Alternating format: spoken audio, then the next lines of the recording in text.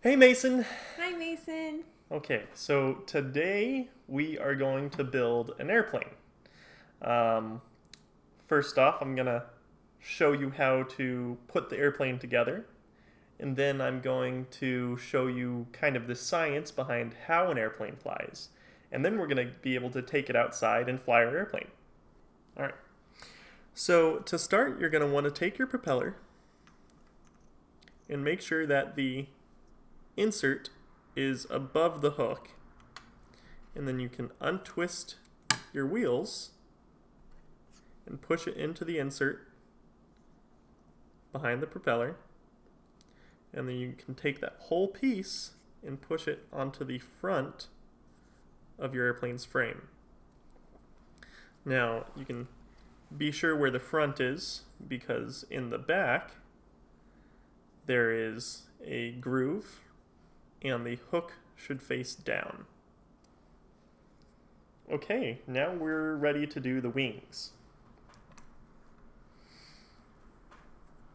So first we're going to take our vertical stabilizer and we're going to insert that just lightly into the groove on the back of the plane. And we can do the same thing with your horizontal stabilizers. And they'll slip right into this groove right in the back of your plane.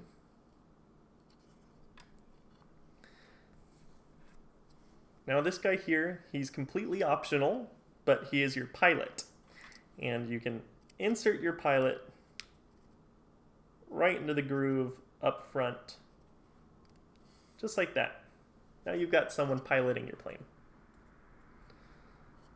Alright, the last set of wings are the most important set of wings. And we're going to insert that in the groove right in the center of the airplane frame there. And before I do this, I want to show you kind of the center of gravity of your plane. You can hold out your finger and try to balance the airplane frame on your finger as best you can, and that's going to be the center of gravity. So that right there, that's right in the middle of where you want your wings to go.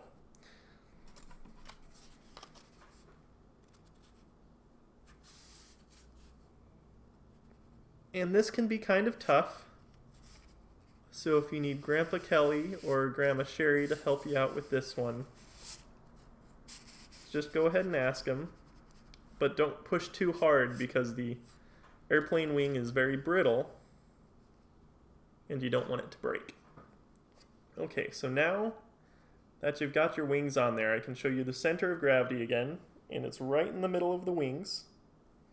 Now if you had your center of gravity too far in front of your wings, your airplane would want to fall out of the sky.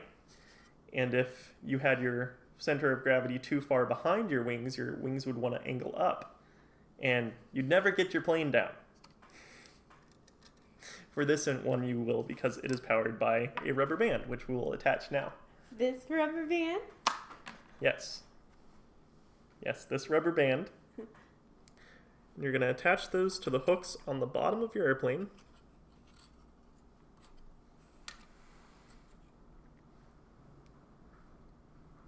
So attach it to the back first.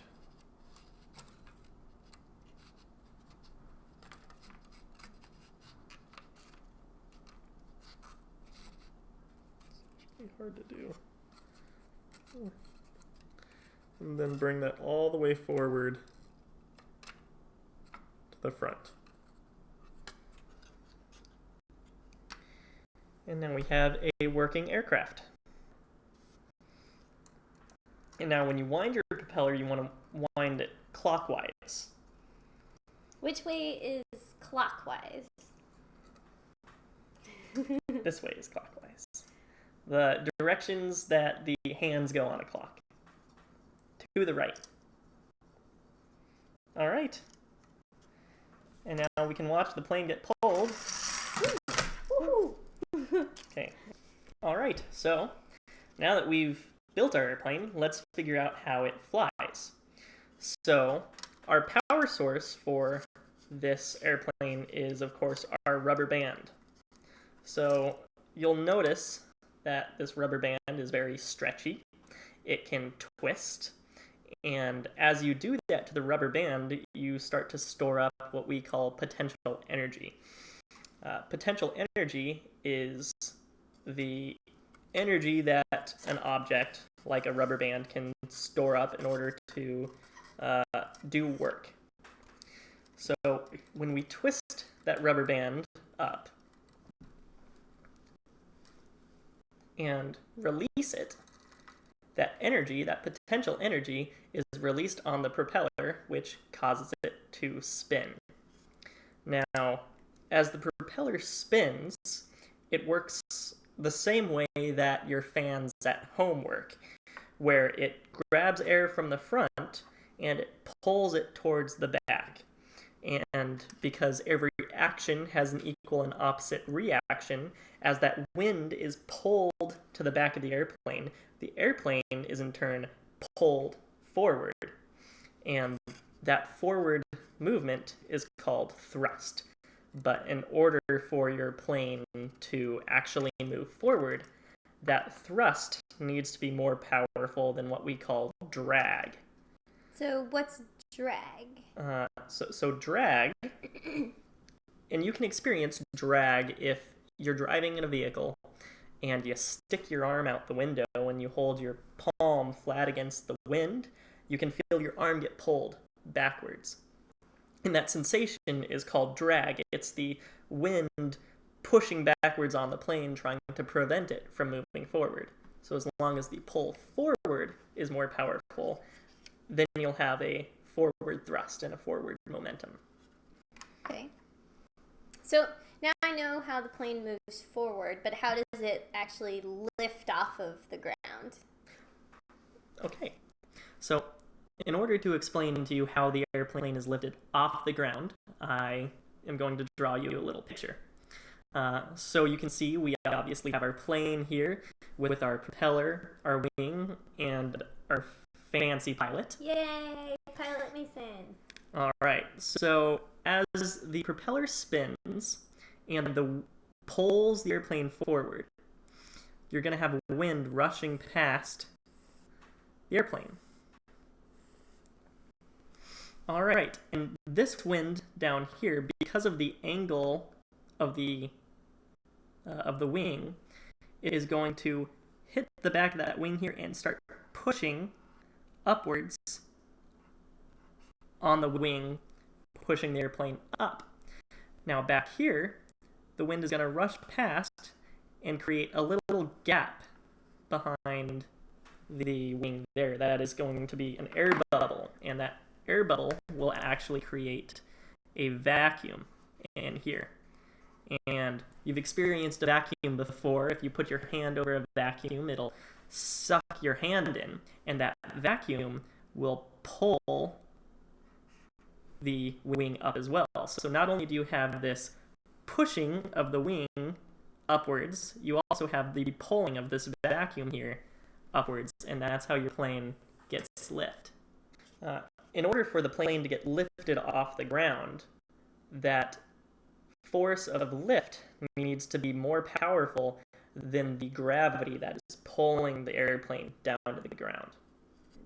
Okay, so now I know how the plane goes up into the air, but how is it going to come back down?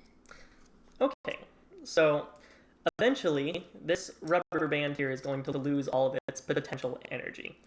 It will stop spinning and in turn stop spinning the propeller.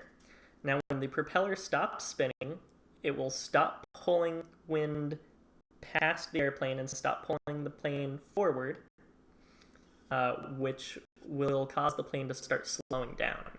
And when the plane starts slowing down, there will be less wind rushing past the wings that push it up, and so gravity will begin to pull the airplane down to the ground. Great. And that's how your plane flies. Yay, so now we're ready to fly. Yes, we are ready to go fly the plane. Yay, and hopefully not crash the plane. It'll crash. All right, Mason, we are going to fly the plane. I wound up the propeller. Make sure you wind it up clockwise. If you try to wind it up the other way, it'll fly backwards, or try to, and it won't fly very well. So let's watch it go.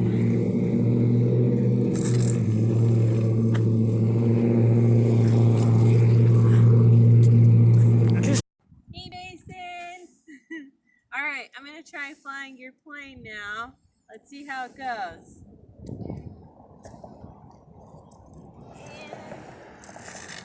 Oh no! Okay, I'm gonna try it again, but alright, let's see if this works better. Ready? Wow! Oh! He landed on his wheels. Perfect. Smooth landing. Okay, Mason, that was our flight. It didn't last very long, but there's a few things we can do to make our plane fly further and fly longer. First is the power source, the rubber band. We can get a longer rubber band with a longer frame, and that will be able to wind up tighter, and therefore our plane will have longer fly time.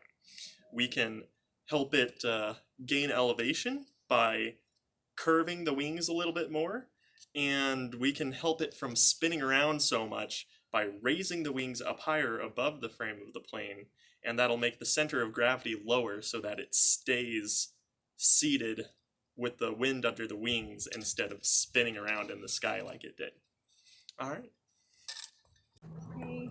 All right, Mason, that was your flight. We're gonna box this up and send it to you so that you can play with it. Yeah, we love you so much, kiddo. We love you a lot. Yeah. And next time we're going to build a hydrogen generator so we can use the hydrogen to blow things up. And if you have any other questions or you want to learn about something, you just let us know and we can put a video together for you. Yeah. All right. Bye, Mason. Bye. Love you. Love you.